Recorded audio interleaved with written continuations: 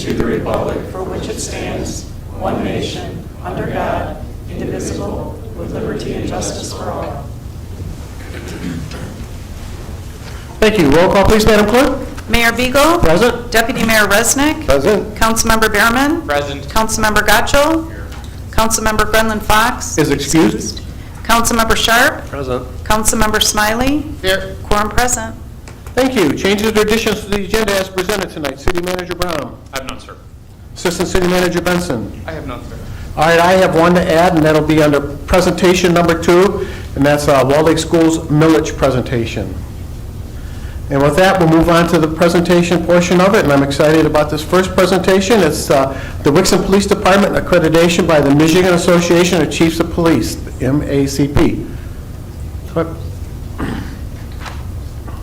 Good evening, Mr. Mayor, council members, city officials, probably most importantly, the citizens here in the city of Wixom. My name is Bob Stevenson. I'm currently the executive director with the Michigan Association of Chiefs of Police. Prior to joining the association in 2011, I spent my police career in the city of Livonia, just a little bit south and east of you, and left there as chief.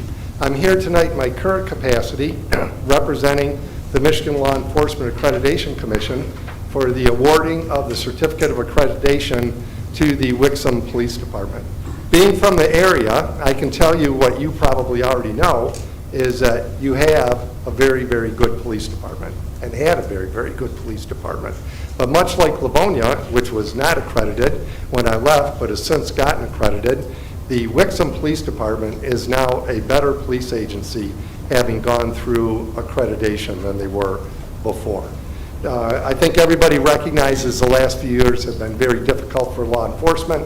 There have been a lot of calls for so-called police reform, and you and your citizens should take a lot of pride in knowing that every single one of the calls for police reform, whatever the issue is, your department already has a policy that's in place to address that. And I think more importantly, they voluntarily did that before these calls for reforms came about. They were already in the process of improving their police department. I like to use this example to put a little bit into perspective what your department has gone through in the rarefied air that they're in, attaining this accreditation. In the state of Michigan, there are about 689 police agencies. Of those police agencies, 83 of those are county police agencies. Just shy of 400 are municipal agencies, and the rest are consisted of hospitals, colleges, tribal police, and such. Of the some 700 police or 600 police agencies in the state of Michigan, your police department is the 70th police department to attain accreditation. Or to put that in a little bit different perspective, your department has been able to obtain accreditation, and some 80-something% of other police departments in this state have not attained accreditation. It's a significant professional achievement. I'm extremely proud of the police department and Chief Langmeyer's leading of the department to get through this, and all the work the officers in the department had to do to attain accreditation. So when I came here, I said we're here to award accreditation. We don't give these out. They're earned, not given. And I'd like to invite up our current accreditation manager and our deputy director, retired Chief Ron Wiles, to talk a little bit about the process that your department had to go through. Thank you and congratulations. Chief? Well, good evening, and thank you for the opportunity to be here. While it is certainly my pleasure to recognize the excellence of the Wixom Police Department, I am not surprised. Some 2 years ago, I had the opportunity to sit on the oral board, which hired Chief Langmeyer and brought him to your fine town. A great hire, and not surprised that he was able to carry this across the finish line and have Wixom become an accredited agency. You're all somewhat probably familiar with accreditation. A lot of businesses strive to achieve accreditation. You know, your kids go to accredited schools. When you're sick, you go to an accredited hospital. Accreditation of law enforcement is no different. It's a progressive, time-proven way to improve the performance and service level of law enforcement agencies across the state. It is a significant professional accomplishment. The foundation of our program lies in the voluntary compliance of 108 best practice professional standards. The key word there is voluntary. No one is making agencies do this. They're doing it on their own to become better at what they do and better serve the residents of their city. Let me tell you a little bit about the process. The first step, is, for whatever reason, this is the hardest step for some agencies to overcome, just making the decision to apply for accreditation. Everyone understands the benefits of accreditation, what it can do for your agency, but for whatever reason, several agencies have trouble making that step, just applying and getting the ball rolling and getting started in the process. Obviously, your agency, under the leadership of Chief Langmeyer, was able to do that quickly and readily navigate through the process. The second step in the process is where all the work is done. We call it the self-analysis phase. Typically, we give agencies 2 years to go through self-analysis. And what they do in that 2-year period is they look at their current set of written directives, their policies and procedures, and they compare them to 108 professional standards in our program. And they have to comply with all those standards. Not only do they have to comply, it is one thing to say that you comply, but they have to show that they comply by pulling these things called proofs. So in our standards, there's 108, as I mentioned, but all those proofs have bullet points too. So when you're looking at all the bullet points combined with these standards, you're talking some 600 tasks the law enforcement agency has to comply with to become accredited. During that time, they may bring in some mock assessors to take a look at it and give them some guidance and help during that process, the self-analysis phase. Kind of make sure that they're on the right track. Which leads us to our third step, which is the on-site assessment. When they feel that they're in compliance, when all their standards, when all the written directives are in compliance with the standards, they contact me and say, we're ready for our final on-site assessment. I will bring a team of assessors from outside the area to the Wixom Police Department. They do a lot of things. They review all the standards and all the written directives. They talk to a lot of people. Some of you in here may have been part of those conversations with our assessors. They take tours of the agencies. They do ride-alongs with the officers, all trying to make sure that they are in compliance with our standards. At the end of that assessment, they sit down with the chief and the accreditation manager and they debrief. Typically, right then, the chief and the accreditation manager will know how they did in the process. And obviously, in this case, your agency did quite well because they became accredited. Leads us to our fourth step. The fourth step is the chief, the accreditation manager, and the accreditation team go into front of the MELIAC Commission, the Michigan Law Enforcement Accreditation Commission, go before the commissioners and have a hearing. They are asked a series of questions about accreditation, about their agency, about programs that may be taking place in the agency, and the commissioners on that panel have the final say in whether they become accredited or not. And in this case, it was unanimous. All the commissioners unanimously approved the Wixom Police Department for full accreditation. Now, in most cases, that sounds like a significant process. The Wixom Police Department has made a promise. They've made a promise to their partner. They've made a promise to you, the elected officials. They've made a promise to the citizens and residents of the city of Wixom. Now it's time for them to keep that promise, which leads us to our fifth and final step, the reaccreditation process. So in 3 years, I'm going to send another team of assessors back to the Wixom Police Department. We're going to do this whole process again. But now, not only do you have to become compliant with 1 year, but 3 years up to showing compliance with all the standards. And I can tell you now, it's not 108 standards, it's 128 standards that they have to be compliant with. So as you can see, it's a significant professional accomplishment. I couldn't be more proud of the Wixom Police Department and what they've done for their agency, for the residents of the city of Wixom. And with that, I'd like to introduce our current president of the Michigan Association of Chiefs of Police, Chief Kyle Knight. Good evening. I'm Chief Kyle Knight from the Harbor Springs Police Department up north. And a couple things before I present the accreditation plaque. First of all, kudos to the council members and the City Manager Brown for allowing the Wixom Police Department to become accredited. It's a financial burden, it's a timely burden, and with your foresight and giving Chief the opportunity to do it, it's a credit to you guys and the City Manager. Thank you very much. And this is where normally, I live way up north, and I know how much work it is for accreditation managers to do this. So I usually try to recruit them up north. I give like a signing bonus. It's beautiful in Harbor Springs, so if you do want to come up north, just let me know.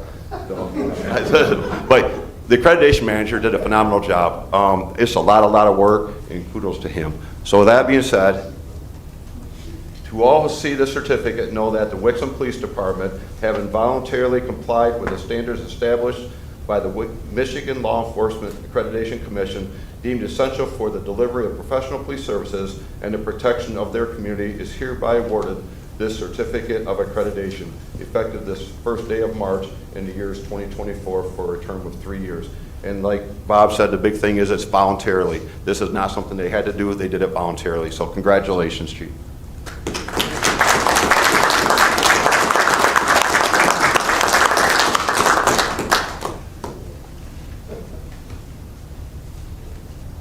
Okay. Thank you. If you can't tell, this is a big deal for us. It really is. Accreditation is one of those things that I've been a supporter of since I first heard about it, and it was one of the first goals that I had for Wixom PD. Chief Moore got us started down this path, but with manpower considerations and things like that, we had to put things on hold. That took a 2-year process. What we ended up having to do was take a 2-year process and do it in 1 year. And really, how we did it, this gentleman right here, Lieutenant Mark Bradley, and all the people that are in the back there. I didn't really do that much of this, folks. I just said, we're gonna get this done. It was the men and women of the Wixom Police Department that came together as a team and allowed us to get here. I mean, these officers and clerks wrote policies, they researched policies, they found out what our neighboring jurisdictions are doing. They led the way and helped guide us through this process as we did it. We did it as a team, which is the thing I'm most proud of. Because we could have done it in a year with just myself and the lieutenant. Lieutenant did a great job handling the whole thing, and because he had to learn a new computer system, he had not written the policy, correct? So Mark really stepped up to the plate, took the lead, but the officers and everybody else here at the department is the reason why we got here, and I'm very, very proud of that. So I hope you're as proud of this department as I am, because this is a huge accomplishment for us. We will stay accredited, I will tell you that now. We're already working on the 20 new ones, correct? But we will get there, because this is a feather in our cap. So thank you very much. Thank you. Congratulations. No thoughts about Harbor Springs, though. Yeah. And with that, we'll take a brief break, and we'll celebrate with some cake. And if I would have known you would come from Harbor Springs, I would have had you bring some Tom's Mom's cookies, but we'll take a brief break and have some cake and celebrate this. Thank you. Thank you.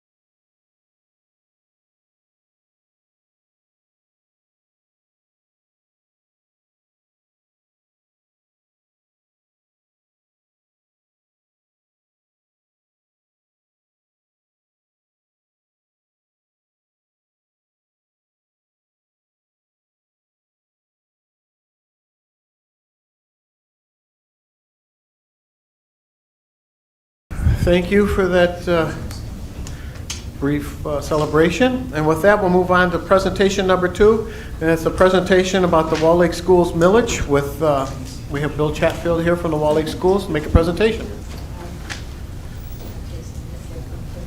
Thank you, Mayor Beagle, City Council, Administration, residents of Wixom.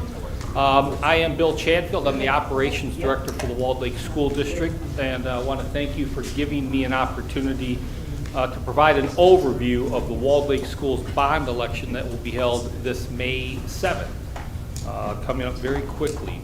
We are very proud of the collaboration and relationship we've built with Wixom over the years, and we want to make sure that the council and the community are aware of the election and the purpose of the bond. We have an opportunity to make a significant improvement to our schools and infrastructure at no additional cost to the taxpayers. We have an opportunity to invest $250 million into our buildings with no tax increase, in fact, a reduction of 0.08 mils on your school taxes. We currently in Walled Lake, we rank 24th out of 28 school districts in terms of the lowest school millage rate in the county, and we're very proud of that. This bond program would include several major initiatives that were recommended by an advisory committee and approved by our Board of Education following a comprehensive facility utilization study that was completed last year. Some of those initiatives are to close and repurpose one yet to be determined middle school due to declining enrollment at the middle school level. Another would be to relocate our adult transition program, a program for special needs students who have graduated from the traditional K-12 program that's currently housed at Walled Lake Western, into a space that can accommodate their current and future needs. Close and relocate the functions at our district administration building. We will be closing our Educational Services Center if this bond passes, and absorbing those functions into other facilities in the district to increase their utilization.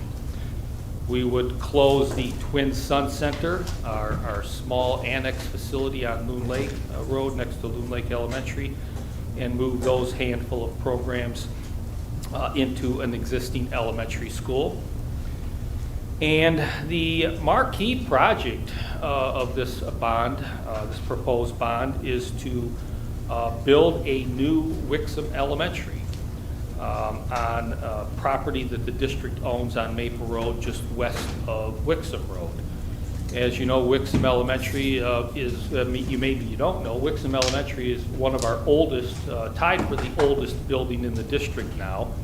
It's on very busy Wixom Road, creates challenges of its own, and we have worked for years with the Wixom administration, with the police department, to try to come up with ways to handle the traffic congestion, make getting in and out of the school easier. But the traffic counts on Wixom Road seem to just continually increase, which is good for the city of Wixom, challenging for the school, Wixom Elementary. So a new elementary school is proposed for that site in this bond. This bond proposal would also allow us to add and update our existing security systems, video surveillance, card access, door hardware. We would call it strengthening our entryways and vestibules, as well as replacing our deteriorating fiber optic network throughout the district. As mentioned, we are amongst the lowest school tax millage rates in the county. The current school millage is 4.13 mils. If this bond were to pass, that would drop to 4.05 mils. What that means for the taxpayer is the owner of a home, a home with a $200,000 value, with say an SEV value of $100,000, would pay $405 per year in Walled Lake school taxes. And so that will drop from 413 to 405. And it is important to note that the bond monies cannot be used for general operations, general operating expenses such as salaries, benefits, supplies. All of these bond funds have to go into the renovation or construction of our schools and buildings. So again, this represents an opportunity to continue to provide 21st century learning environments for all of the citizens of the Walled Lake Consolidated School District, including those in Wixom. And there have been many studies, and we know that good schools increase the value of the properties in the communities they serve. So we're proud of that, and we hope to continue to be able to do that. We are asking each of our municipal councils to consider passing a resolution in support of this important bond initiative. We have prepared a packet of information for your review. We understand that those things have a process, but we just wanted to make this information available to you. And please, if you do have more information, feel free to go to the district website at wlcsd.org. And if I may, can I give this information to Councilman Behrman? Thank you again for giving me. Your closest. Oh, okay. That's all it is. There's not enough that's one to share. Sure. Yeah. Please pass it. Make copies. We can. We'll make copies. And again, I just want to thank you for giving me this opportunity to share that information, encourage everybody to get out and vote on May the 7th. If any of the residents have any questions, is there any town hall meetings, or can they just There are. get a hold of? Yes, there are. Our first one was last week at Commerce Elementary. We have one coming up this Thursday at Walnut Creek. And then again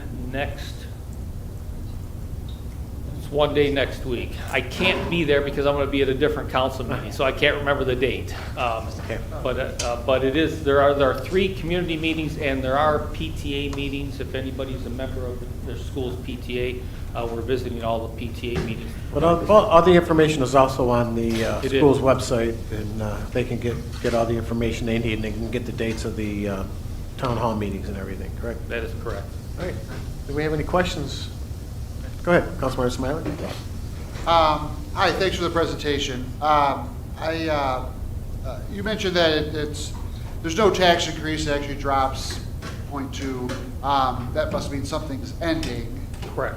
and that's why this is a renewal, or it's not a renewal of something, it's a new for infrastructure type, bond, and something ended that was 1 mil, and this is going to be 0.8 mils. This is just a clarification. It's okay. Yeah, yeah. It happens. We, due to, frankly, due to some good fiscal management by the district business department, we have bonds from the 2000 bond program that was passed in this community. That was the program that was used in part to build Northern High School. Those bonds they're being dropped off. They have been paid off. They're being dropped off this year. So the millage will drop more. We have what we call an opportunity to extend the millage, which is how the last 5 bond issues for the Walled Lake School District have been conducted. We simply ask the community to extend the current tax rate so that we can continue to invest in the school infrastructure. Perfect. Thank you. You're welcome. Any other questions? Councilmember Behrman?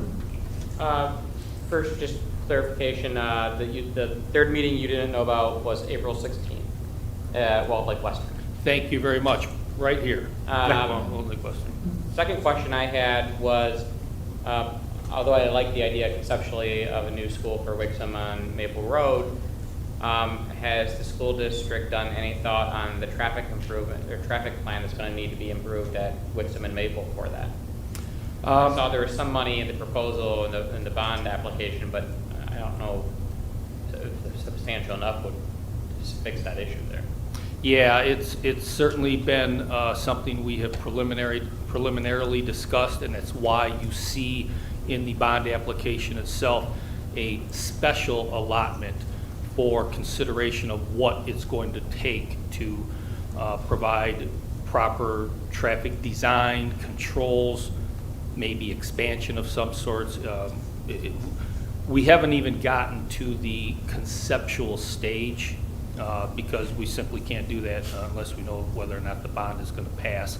But when that happens, we will certainly be working with the city and the planning commission to figure out what the best solution for that is. But I can envision a whole host of road access, utility improvements that are going to be required to accommodate that. Okay, so it's good to hear.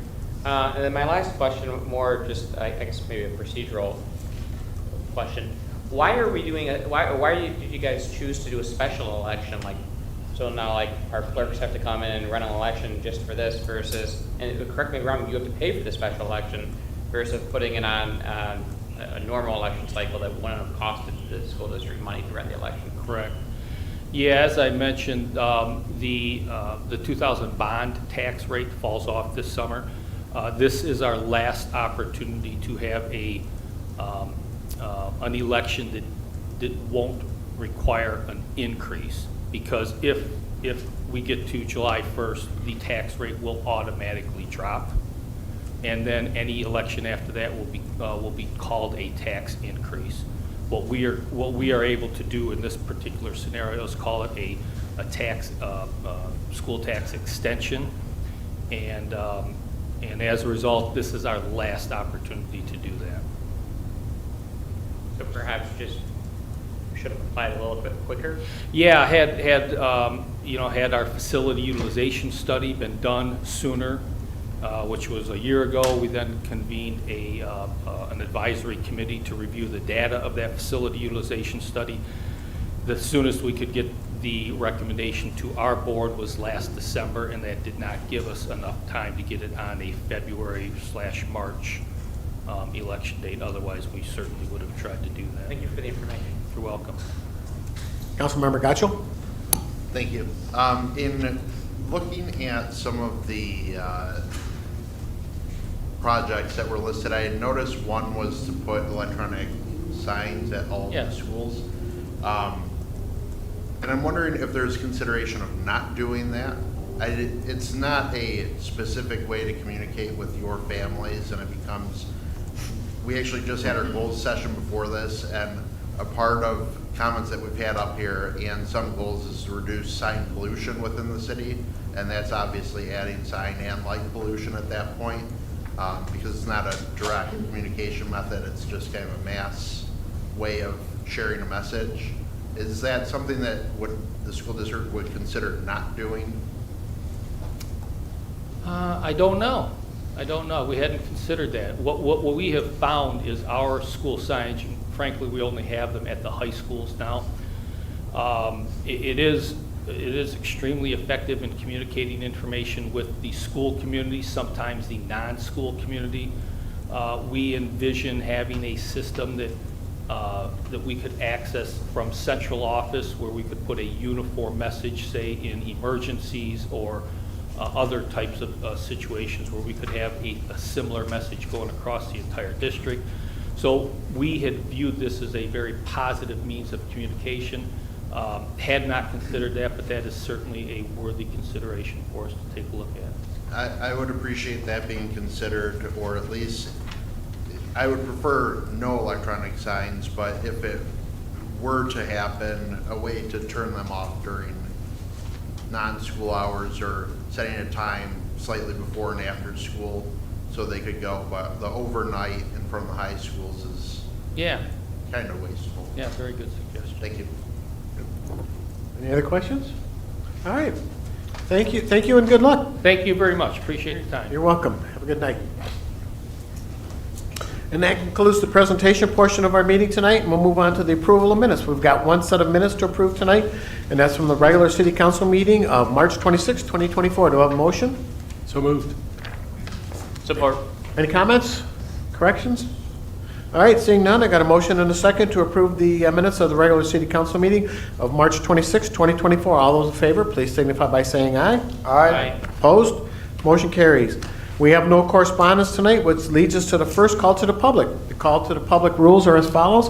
The public shall address the council during the call to the public, which shall be included on the agenda immediately after correspondence and again immediately after new business. The first call to the public immediately after correspondence shall be limited to agenda items only. A person shall not address the council in excess of 5 minutes unless the time is extended by a majority vote of the council present.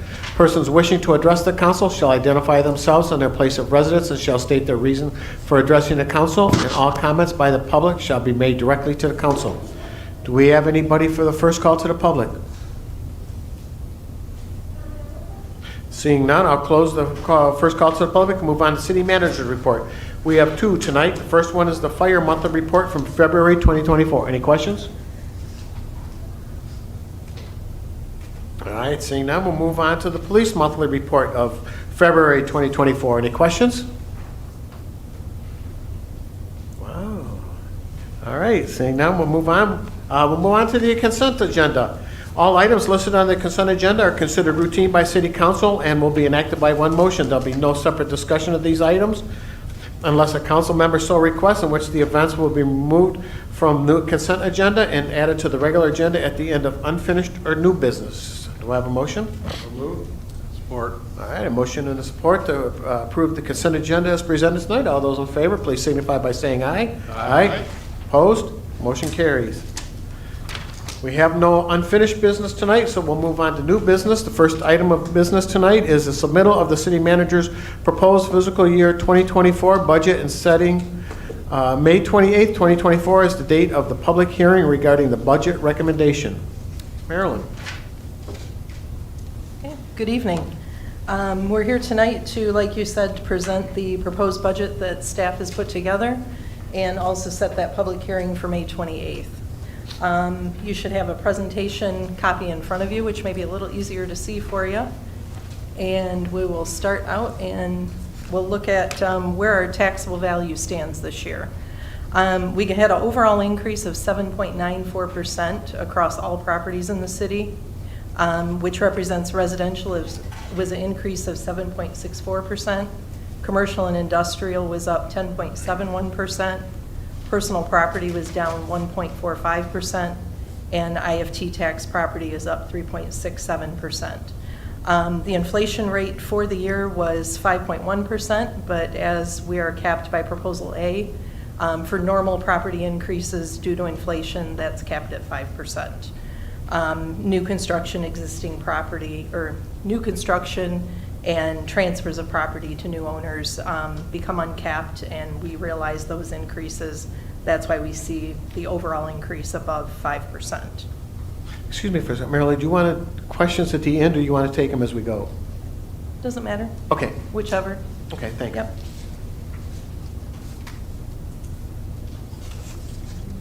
Okay, the next item is just looking at our tax base and what it consists of. We continue to have a pretty good spread between different types of property. Our roll this year is 45.77% commercial industrial property, 42.8% residential, 10.23% of personal property, which has declined over the years due to the reimbursement from the state, and 1.2% industrial facility tax. Our millage rate for next year is proposed at 11.886. The only change to that is an increase in the safety path millage of 0.0039, and that's due to the renewal that we had in the last election, and that raises our millage back up to the maximum of 0.3, and the previous had been reduced by Headley rollback. So we're able to return that to the full millage. We again compared millage rates with the other 31 Oakland County cities. We still rank as the 7th lowest, as we did last year. And those communities range in millage rates of 8.36 to 34.4157. And I did note there's that nice colored chart is on page 22 of the budget, so you can see which communities sit at what rates.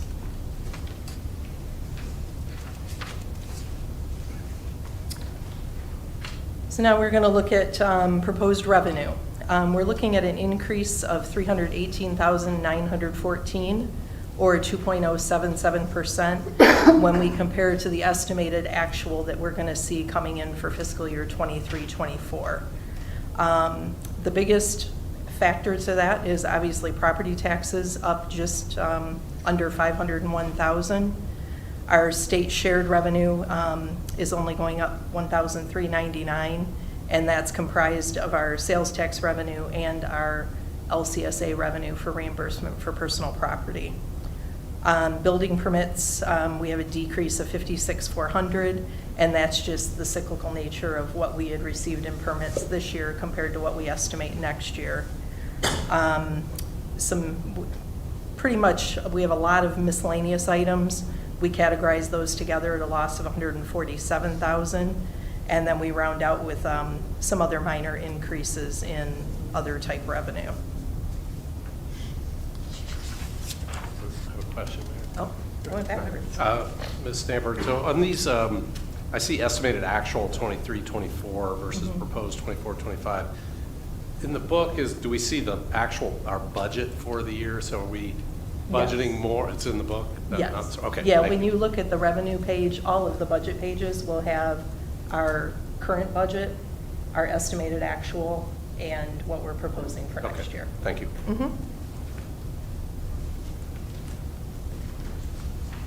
In the breakdown of our type of revenue, taxes and special assessment make up the largest portion of our revenue at 64.43%, or $10,098,000.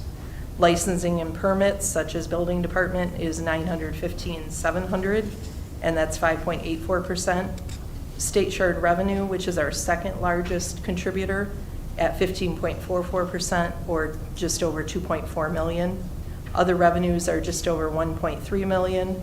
Charge for services, like we charge the DDA, local roads, major roads, water and wastewater funds, that's 5.42% for $848,910, and transfers in of $48,289, and that is the library's contribution to our OPEB and pension debt payments.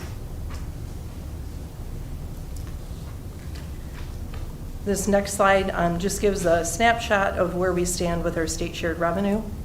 It's looking to increase $1,250 when compared to our actual estimated received this current year. This illustrates when they changed our population numbers in 2020, we started to see a rise because that's a main factor of that calculation. And that only at that point did we actually rise above where we were in 2002, 2003. So it took a while to get there, but it actually took a population increase to get it above where we were quite some time ago. Now we'll look at proposed expenditures. We're looking at an increase of $2,987,143, or 20.87%. That's comprised of operational cost of $1,314,988 and capital projects contribution of $1,672,155. I'll hit on a few of the higher items in here, but if you're interested in looking at details, on page 13 and 14 of the budget book, in the highlight document, there's a chart that actually gives detailed numbers of why those have increased. So the first one, building construction and development, up $189,222, and that is directly related to building official cost that directly is offset by revenue, and that's what we're estimating for those services next year. General operating for $699,575. Two components that are quite large in there is we had an increase to our MERS pension liability based on our last actuary.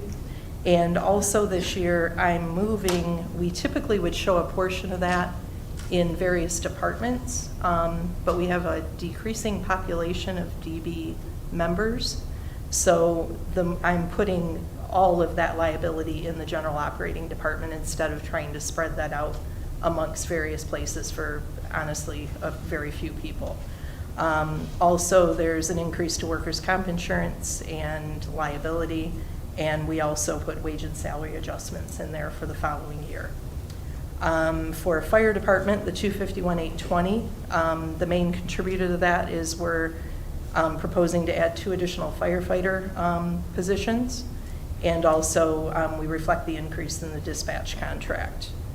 For planning and development of 62,800, we have 60,000 in there for it's time to update our city's master plan. So there's additional fees in there related to that. As far as the additional for capital improvements, we have in there to fund various parks and rec projects, identifying the cost of the marketing and branding that we're currently in the process of, and what that related signage is estimated to cost, and also security system updates for all buildings in the city.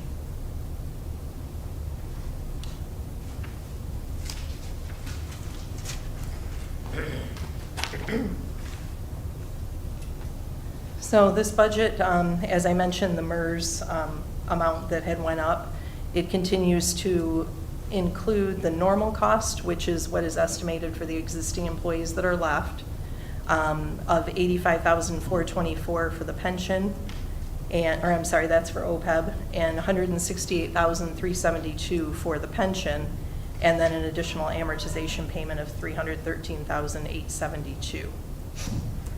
At the close of the fiscal year, based on these figures, we estimate that fund balance would sit at approximately 36.95%, or just under $6.4 million. DDA development had continued to allow the DDA to continue to cover the debt payment. In addition, we have a contribution of $259,731 budgeted, which is for city services and also the continuation of the average cost of a full-time DPW operator. The budget stabilization fund at year end would sit at approximately 7.59%, or just over $1.3 million. Permanent full-time positions, we propose increasing to 61 employees from 59 in the previous year. This would provide 2 additional firefighters. And of note, like we say every year, the 61 positions, when compared to the high of 65 in fiscal year 2003-2004, still represents an overall 4.85% reduction from that time. And attached is just the history of full-time positions within the city, showing that history.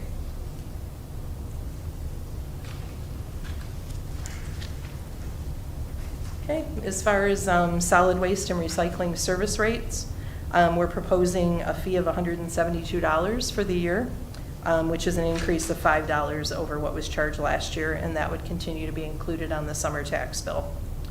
Our sewer utility rates will remain at $32.70 per unit, along with customer charges, special sewer cost. We spoke again to our rate consultant with the combination of healthy reserves and grant funding that we had received for various projects there. This will be the second year in a row to not pass along any rate increases on the wastewater side. Water utility rates will increase overall 3.5% for a new rate of $42.45 per unit. And a lot of that is really driven by the costs that we pay for the water coming into the city. So that was expected. Our budget includes a 10-year capital plan contribution of the normal amount of $1,030,000 a year, or for the year, with an additional contribution of $1.97 million to fund those expenses that I spoke of earlier for Parks and Rec projects, marketing and branding, signage, and a major security system update. The CIP expenditure varies from year to year, while the annual contribution remains steady, or when we put in extra contributions for projects that may have increased in price or were not included in that 10-year plan. We're looking at $5,200 for city manager for a copier, $6,500 for community center, building $80,000, and that's just a move forward of the front counter renovation that's currently in the bid process and likely won't get completed till next year. Facilities improvements of $458. My finance department for $3,300. fire for $176,000, parks at $3,173,897, general operating of $180,000, which is typically computers and network items, police department for $289,500, and public works at $451,341, for a total of $4,882,238.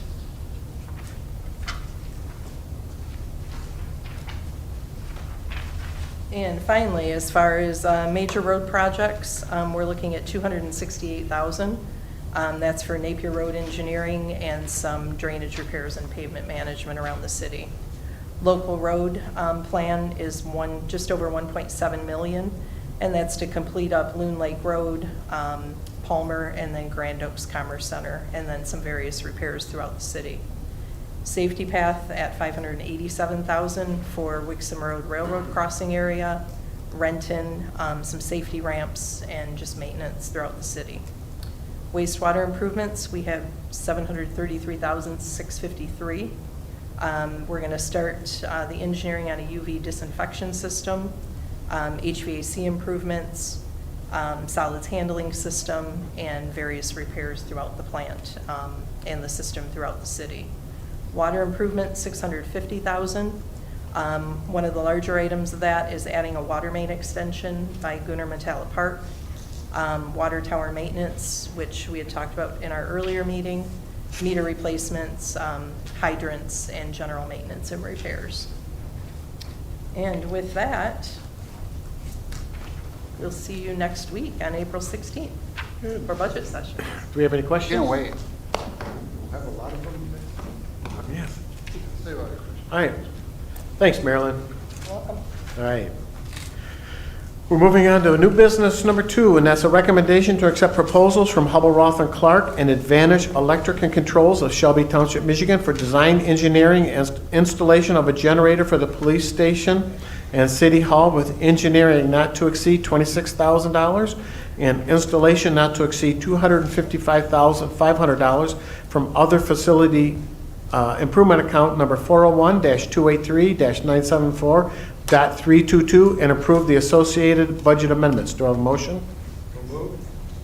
Support. Mr. Sickma. Thank you, Mr. Mayor. That, what you have before you is the recommendation to accept the bids we received for the installation of the generator that is supposed to be coming on its way here in the next month or so. As you remember, we had purchased it in 2023 in order to get it on the books, and we expected that it would take at least a year to get. And they are saying that it has been delayed a little bit, but we do expect it in the next few weeks. With the installation, we had several different requirements that we found were important to the installation, and parts of those we are now reconsidering.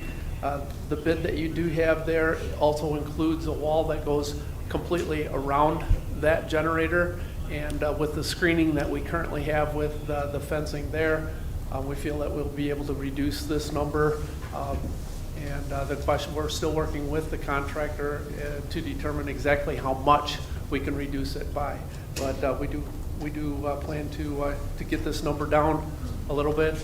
We're trying to get your approvals ahead of time so that we can move forward with the installation as soon as possible.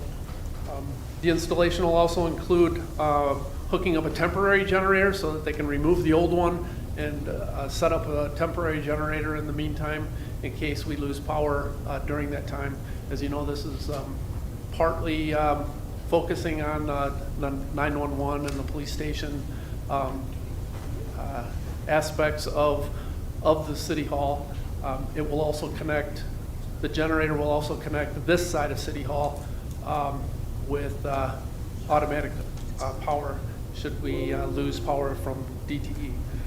With that, I'd be open to the questions that you may have regarding them. Tim, I don't know if the city has ever worked with this Advantage Electric as HRC, I mean. Yes. Okay. they're a reliable company? and- We're confident that they'll be able to do the job and do it accurately. We feel that, yeah, we'd be able to Okay, make thanks. this happen. Any questions? Deputy Mayor Resnick? Tim, so on those costs, and is a lot of it copper, labor, what, Yeah. because the bids are very close, which they- is shocking, because we've never had them that close. Yeah. You know, talking with the high bid, actually, when we received them and opened them, they were still there. I had the opportunity to talk with them a little bit. About half of that cost was, you know, for concrete work and the brickwork that was there. And it is a larger footprint, so we have to put footings out farther. We have a demo process for removing the brick that's out there and the block that surrounds it now.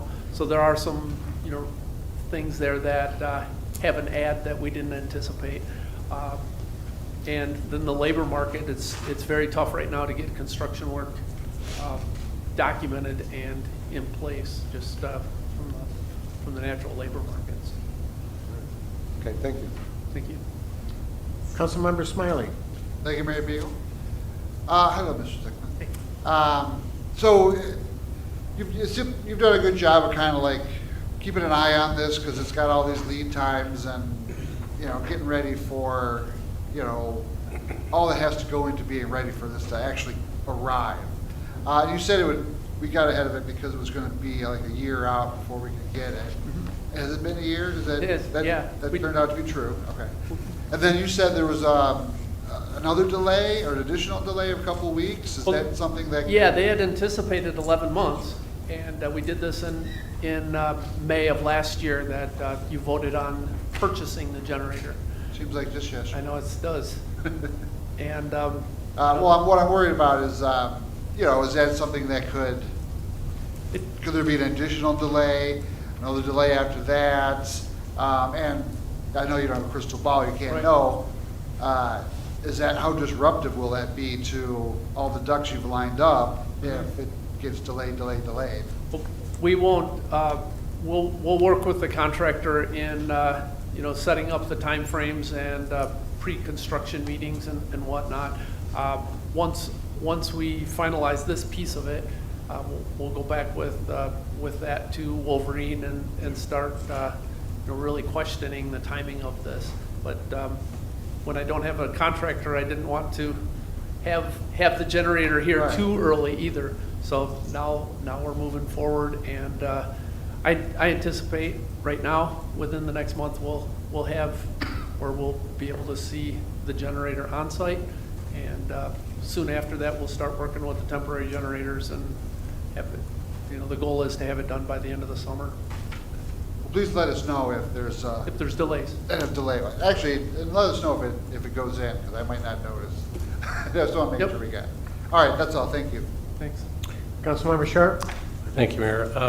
So, Mr. Sigma, this is like the marathon of generators, and I understand, you know, delays, and we talked about COVID and supply chain and all that, but wow, this just keeps going and it just keeps getting bigger.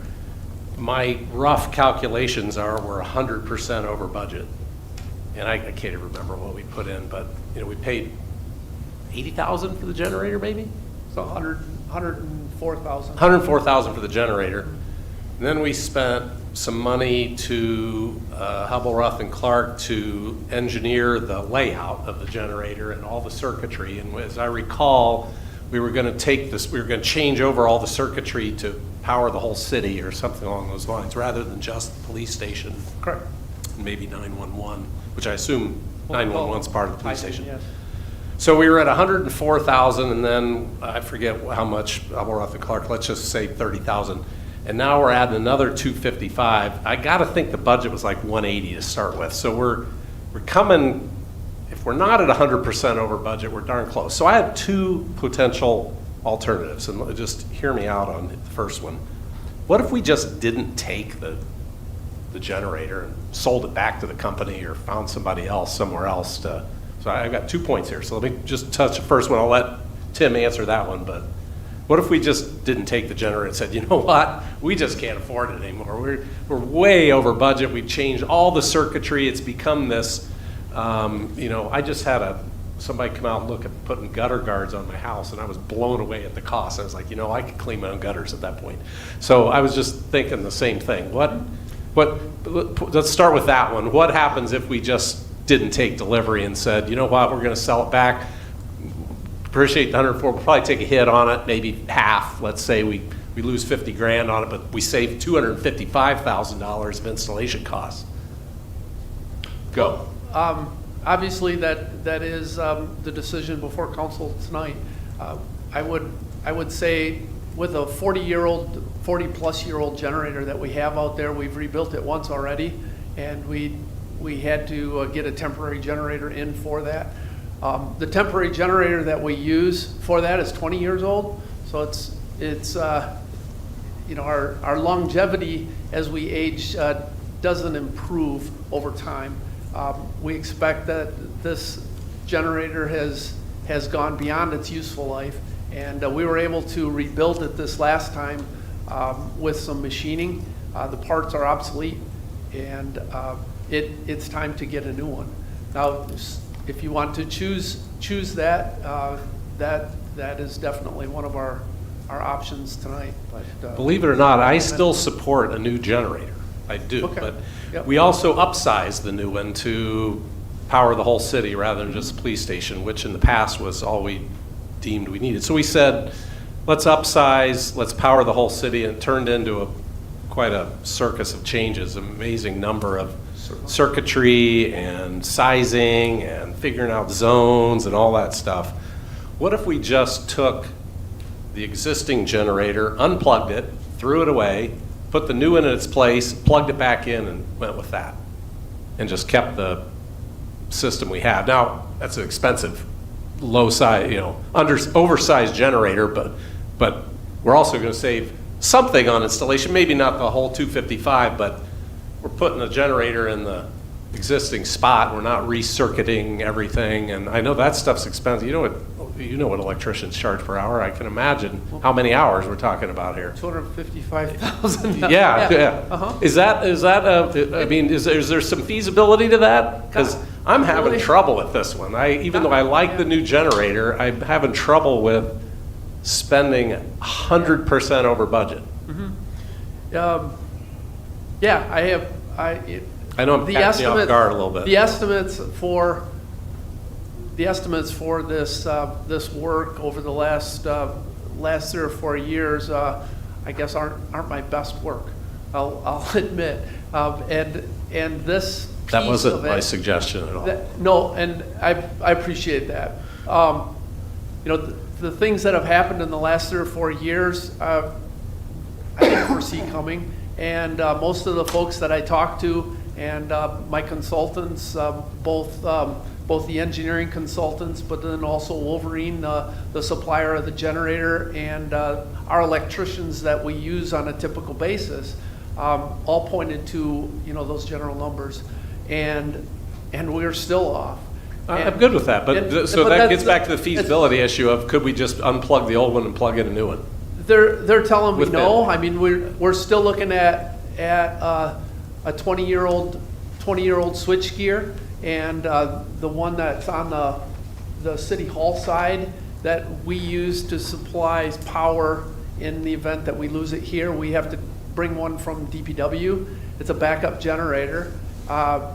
We have to plug it in, so that's an extra hour of response time, and potentially in the middle of the winters and different things where the city hall is a warming station for our community. It's not advised, and I think this is a good purchase for future generations.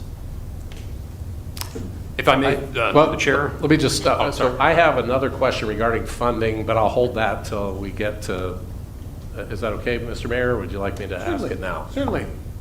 Nope. What, hold it or ask it? You can hold it, and city manager has a comment, and then we'll come back to you. All right, thank you. Yeah, I just wanted to interject with the basic fact here. Tim alluded to it, but I'm going to put some dollars on it. The installations of the actual generator is $130,000, and then there's $125,000 worth of site work that is involved there that he's talked about. We're revisiting and going to look at whether we actually proceed with the full plan, which was a full, like masonry style enclosure. We're looking at whether that's, that might be preferable, but is it fully necessary? So we're going to look at ways to cut the costs and bring it down, because we're taken aback a little bit by what the cost increases turned out to be as well. As Tim mentioned, I think he's done a lot of due diligence on this to try to get it right, and it just hasn't worked out in this current environment, and factors have changed to such an extent that we're looking at this way beyond budget experience that we didn't anticipate. But we do have that $125,000 worth of site work that could be cut precipitously and bring the cost down, and that we are going to look at that pretty closely, because it's so far beyond what we anticipated to begin with. The site work is in the Advantage Electric and Controls bid? It is. They're doing the site work and all the Correct. electrical. So their actual installation cost is $130, and it's $125 for the site work in addition. Okay. Through them, but it's in addition to the installation work. So we can get by with much less than that if we cut back on our plans for how we enclose the generator. So, could I go on? Sure. So, thank you. Regarding funding, and Mr. Brown, you and I exchanged a note on this. I can't really tell. This says appropriation of fund balance. Which fund is that we'd be taking the money from? That's the capital improvement fund. Capital improvement fund, not the general fund balance. Correct. So we'd be taking it out of capital. And my question to you was... So we would in effect be spending more dollars out of the capital improvement fund earlier, is essentially what we're doing. It's money is there, it's just going to be spent earlier. Well, it's less we'll have to spend next year on capital. Absolutely. But my question to you was, are there any other budget line items that we haven't used in 2024 or don't foresee using in 2024 that could help fund the $223,000 budget amendment, rather than just pulling it all from an easy, hey, let's just take it from a fund that's got cash that's undesignated and use it for this? Could we find bits here and there? I mean, that's the purpose of a budget, is to try to come in under that budget. Even if maybe some areas are underspending, let's pull 50,000 here, 50,000 there. Pretty soon it's all paid for. Right, if you went that route, you actually would be spending into fund balance at that point then, I suppose, when you're taking it from other line items. If that money was unexpended at the end of the year, it would go to fund balance, and if it was expended on this project, it would reduce that corresponding general fund balance. That would Okay, that's fair. So the general fund balance will increase by anything unspent, and we just rebudget it again in 2025 anyway if somebody needs it, or if they don't need it. Correct. Right. Okay, thank you. You're welcome. Thank you, Tim. Councilmember Behrman? I'm good. I'm good. Okay, good. Councilmember Behrman? Thank you. Disappointing how expensive it is. Obviously, you hit the nail on the head. Just didn't work out this time. When I first came on council, there was a cement pad that we approved for a generator. Where was that? It's driving up towards the generator. Well, it's just outside this. Straight outside. So that pad that's been used the last four years, how many times have we had to hook a generator up on it? 4 or 5 times.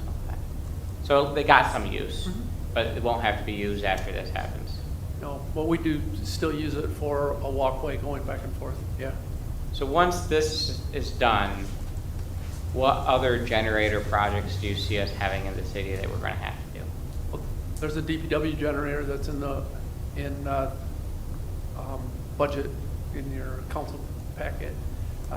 Next few years, it's about the same vintage. We would also, at some point, need to do one maybe for the community center. Now, the community centers right now, we can still hook up to the temporary generators that we have, but that would just depend on the necessities. We tried to focus on this side primarily because of the 911 and the warming centers that we can offer here as one piece. So the fire department and the community center don't currently have generators? The fire department has a generator right now too, and that one has a few years yet of useful life too. Good point. I guess my only request would be in the future, if another generator project comes up, we could have all the numbers from the beginning. I know there was a rush to get it ordered because of the lead time. Yep. But I really feel like we put the cart before the horse on this one, and obviously maybe we would have done something different had we known what this was really going to cost us, but Yep. at this point, I think it sort of is what it is. Yep. It was bid out, this is the lowest qualified bidder, so let's just move forward and get it done. Yep. I would like to remind council too that, from 2017 with the MDOT grants that we received for $694,000, the green infrastructure grant from SEMCOG for $280,000 recently as last year. 2018 Norton Creek infrastructure, creek improvements, we had $48,000 grant. From 2016 to 2023, we had 8 years of local road repairs from Oakland County totaling $244,000. The drinking water grant that we received in 2022 from Eagle resulted in a $437,417. In 2020, we had a treatment plant that we needed to remove some of the biosolids. That was a $350,000 grant from the city. ARPA funds for the $6 million that we spent at the wastewater treatment plant for upgrades. We got $1.5 million, and we also received $1.6 million from the Village of Milford for those same grants. That's over half of the money was grant funded. That, over the last 6 or 7 years, we received $6 million worth of grants from different fund sources. And, I think the counsel that we receive from different people, the staff that we have been very frugal in what we've done and what we spent. This one wasn't a win, and I'm sorry for that. Nobody thinks, or I should say, I do not think you're doing a bad job by any stretch of imagination. Life happens. It is what it is. Yep. You're probably beating yourself up worse than we are beating you up, but it is, I think you're doing a fine job, Tim, and I appreciate everything you do for us. Thank you. Anybody else? Yeah, there's no finger pointing here and stuff. When I first heard about this, it was a little shocking, but it happens. And trust me, just put a generator into my house, and it wasn't, when you talk to them and say, oh, it's this, and then when they come out and look and they say, oh, we only do 10 feet of pipe, you got to do 30 feet of pipe, and it all adds up, and sometimes this happens, so don't beat yourself up on this, and we'll move on. Yep. We just learned a lesson, and the next time we need a generator, we know what to do. So with that, I got a motion and a second to approve the recommendation to accept proposals from Hubbell, Roth & Clark and Advantage Electric and Controls of Shelby Township, Michigan for design, engineering, installation of a generator not for the police department and city hall with engineering not to exceed $26,000 and installation not to exceed $255,500 from other facility improvement account number 401-283-974.322 and approve the associated budget amendments. All those in favor, please signify by saying aye. Aye. Opposed? Thank you. Motion carries. Thanks, Tim. New business number 3 is a recommendation to approve the transfer of a Michigan Liquor Control Commission Class C on-premise retail liquor license and existing specialty designated merchant off-premise retail liquor license and authorize the issuance of a Sunday AM and Sunday PM sales permit to FGG Mexican LLC at 2051 North Wixom Road, Wixom, Michigan. Do I have a motion? So moved. Support. Assistant City Manager Benson. Thank you, Mayor. Good evening, members of City Council. So the item before you tonight is a request to transfer in a Class C and SDM liquor licenses from another jurisdiction in Oakland County to the City of Wixom on behalf of FGG Mexican LLC, doing business as Mexican Fiesta number 4. You may or may not be familiar with Mexican Fiesta when there are other locations in Dearborn, Heartland, and I apologize, I forgot the third one, Canton. This request is transferring in licenses and therefore would not have any impact on our existing quotas, just be added on top.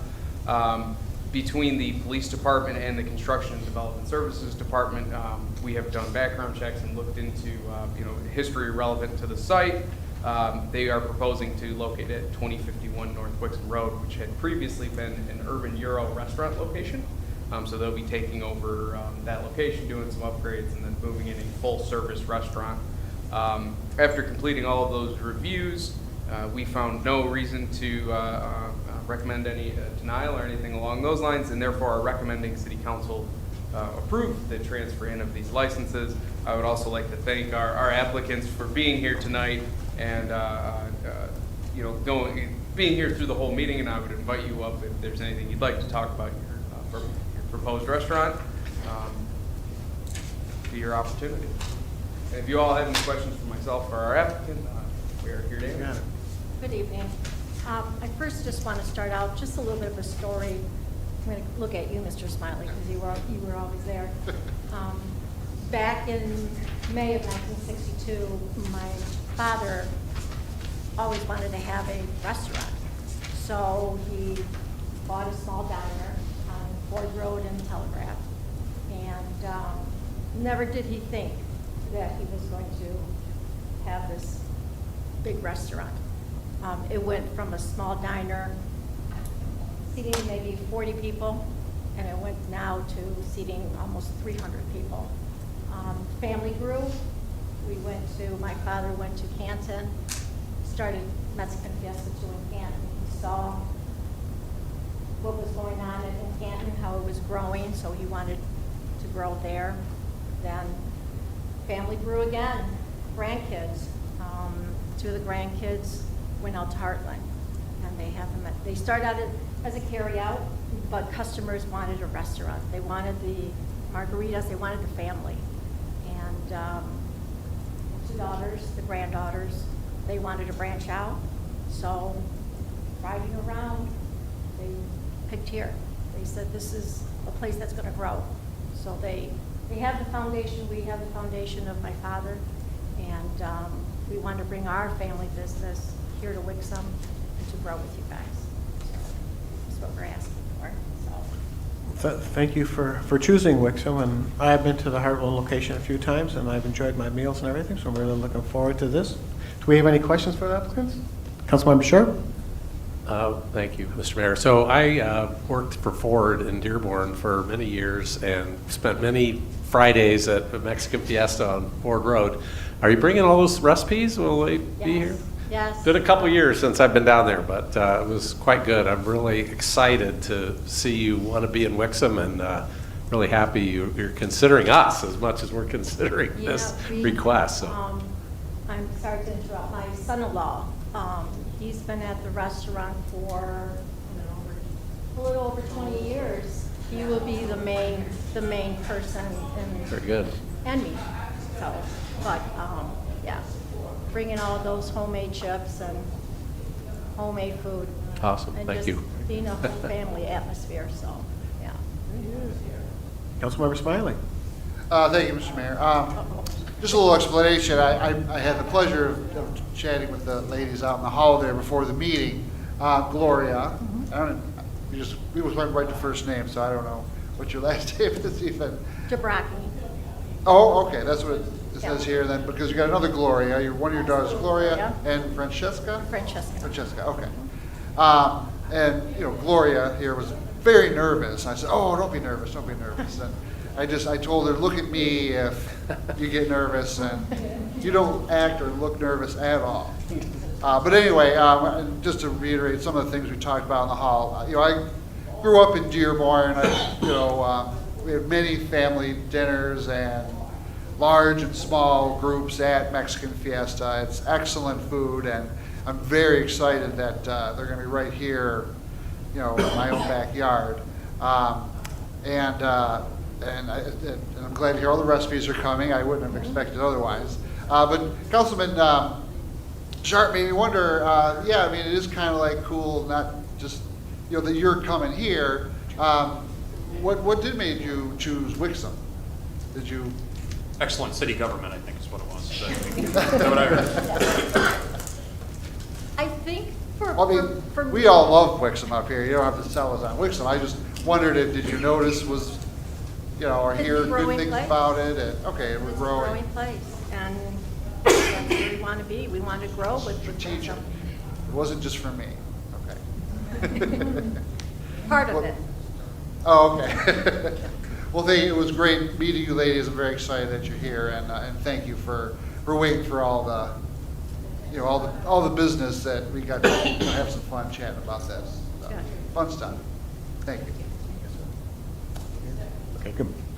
All right, well, once again, thank you for choosing Wixom, and I've got a motion and a second to approve the recommendation to approve the transfer of a Michigan Liquor Control Commission Class C on-premise retail liquor license and existing specialty designated merchant off-premise retail liquor license and authorize the issuance of a Sunday AM and Sunday PM sales permit to FGG Mexican LLC at 2051 North Wixom Road, Wixom, Michigan. All those in favor, please signify by saying aye. Aye. Opposed? Very good, motion carries. Welcome to the city, and let us know when the grand opening is, and we'll do a nice ribbon cutting, and we'll get the community involved. Thank you. Mayor, speaking of margaritas, I'm going to ask you to go back to new business number 1. I don't think we passed the a motion to take action on that. I didn't think. Got that. I crossed that T. I didn't think we did. Yeah. Okay. Yeah, it was just. Yeah, it said we're asking you to receive the Okay. budget and then set the public hearing date. Oh, We okay. have a formal motion on that. Oh, okay. Well, excuse me. I apologize. Should have caught it earlier. Okay.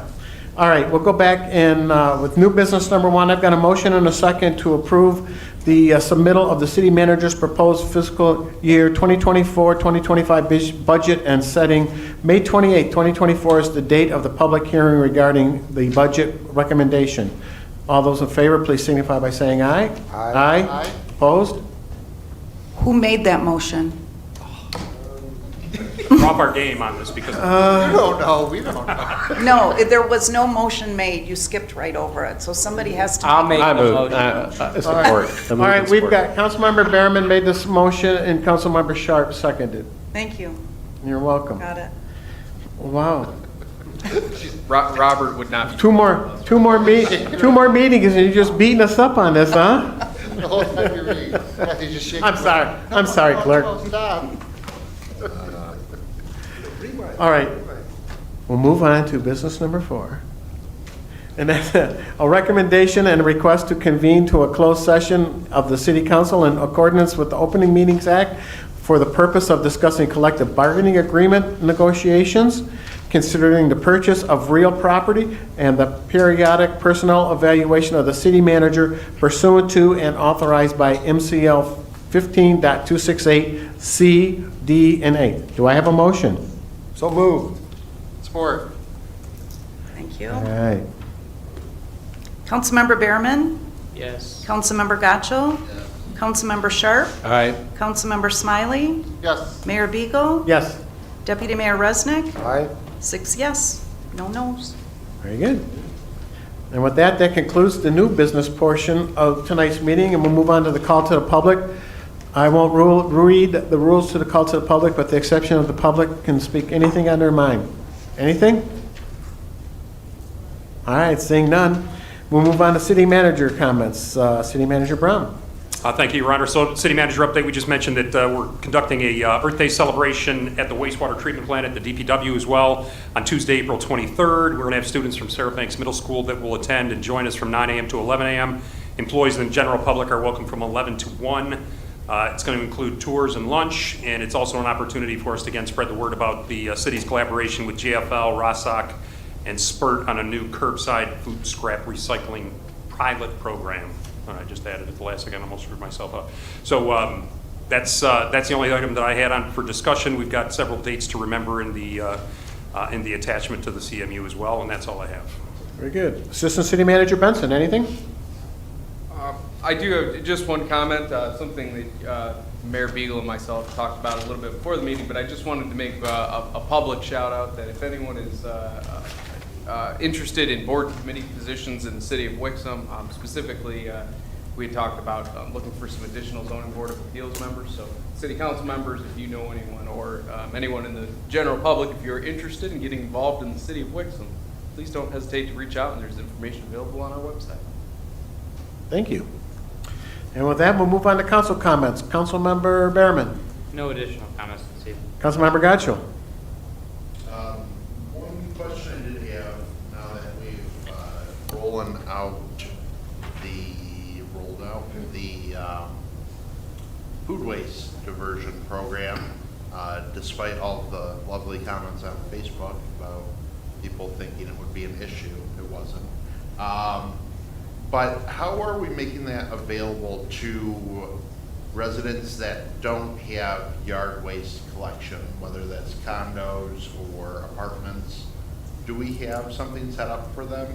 Yeah, they can take it to SPURT directly. And then the other thing that we're working on with ROSOC is a grant submission where we're going to try to obtain containers that they can use for that purpose and have at their domicile and fill it up, take it to the SPURT if they have to transport it themselves, otherwise put it at the curb.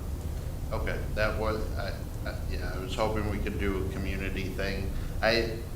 It's nice to think people would drive their food waste to SPURT, but I don't think that's gonna happen. Yeah, Tim, I don't know if you have any other comments, but. No, that's, you're spot on.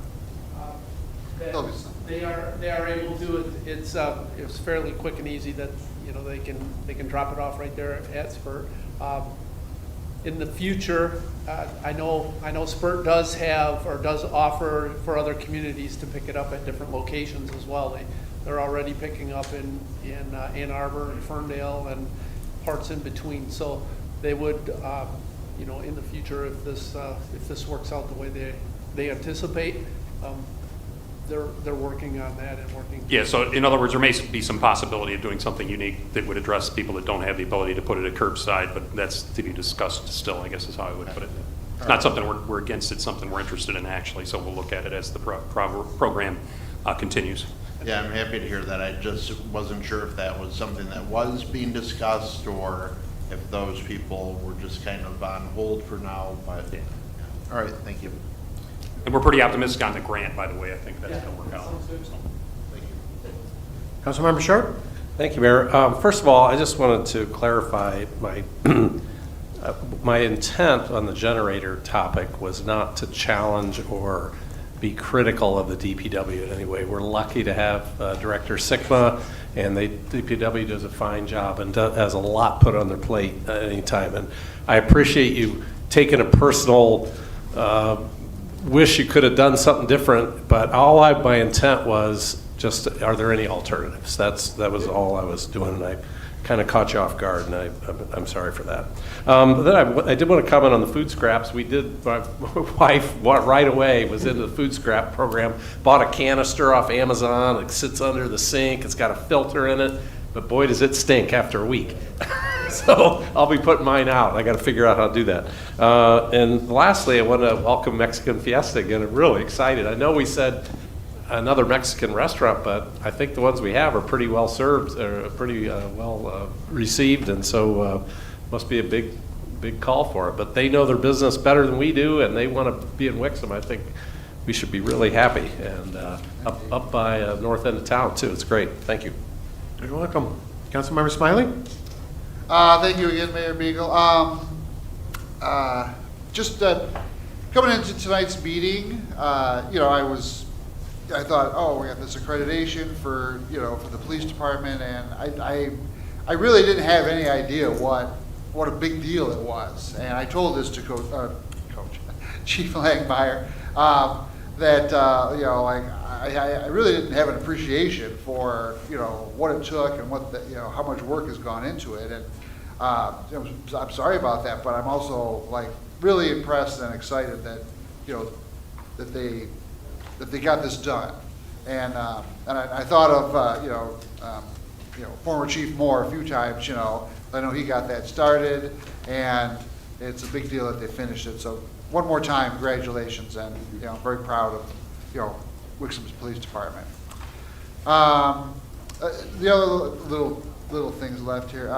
Does it matter that the budget's not on this dates to remember? I mean, the public knows. As long as you don't forget. No, I won't forget. Okay. Once a year, I hold this book up and go, I can't wait to get home, dig in. Maybe I could a little bit. And then just one little somber note. We all got a note this week about Russ Pearson's mother, the DPW. His mother passed away this week, and we always like to say something. One of us say something up here. So condolences to Russ's family. That's all. Thank you. Deputy Mayor Resnick. Thank you. Also, Congratulations, Chief Langmeyer and the entire Wixom PD on the MACP accreditation. That's great. Marilyn, Steve, thank you so much for getting this put together again. Looking forward to a very exciting budget session once more. Exciting, there's that word again. 14? 15? I vote for him, the actual process. It'll be 14. I was excited to hear the Yeah. Thank you, nice summary too. That's all I have. Very good. And I want to congratulate Phil and Mark and all the police staff at the PD, the staff at the PD for their MACP accreditation. And thank you, Marilyn, for your hard work on the budget. And hopefully we got a bunch of questions for you next week. I know somebody. And I just want to remind everybody about the hazardous waste collection this Saturday from 9 to 2. Bring your stuff down, paper shredding, clothes, everything. So the weather's nice, do your spring cleaning and get there on Saturday. And with that, do I have a motion to adjourn?